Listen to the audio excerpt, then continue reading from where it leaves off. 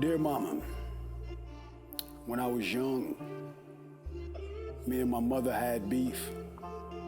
17 years old, kicked out. I'm just playing. Dear Mama, lately I've tabled the thought, but periodically I wondered if Pops had a mixture of aluminum and iron in his semen, because you two conceived cement. You gave birth to a brick wall. And I insist I'm not as transparent as Caitlin. Your boy is a barrier between buried woes and a bared soul. But today my palette has praise on it. Praise that I would be remiss if I didn't part ways with, part sound ways with. I have your appraisal in my breast pocket. Appreciation is perched on the tip of my tongue, extending its neck to recognize you.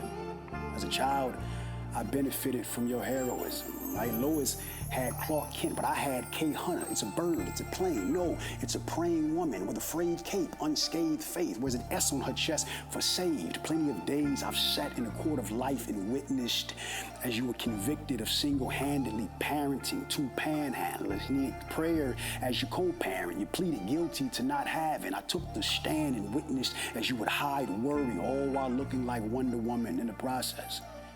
You weathered storms without withering. You made two ways out of no way, all while making it look easy along the way.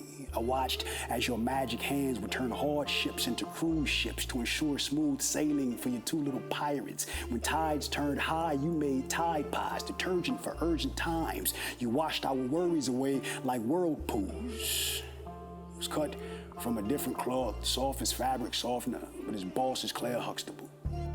In retrospect, I bet that when life became uncomfortable, you probably cried under comforters in order to blanket your tears. You spent your evenings rinsing your face, refilling your eyes for the tears that you'd need the next day. And now I realize that your smile was the biggest violator of thou shalt not lie. You used it to convince your offspring that your bank book wasn't off balance, falling into overdraft. Your faith fed us more frequently than your finances did. And I bet some of your sacrifices may have felt sacrilegious just to fill our food sacks, and our innate ignorant reactions was to ask for more.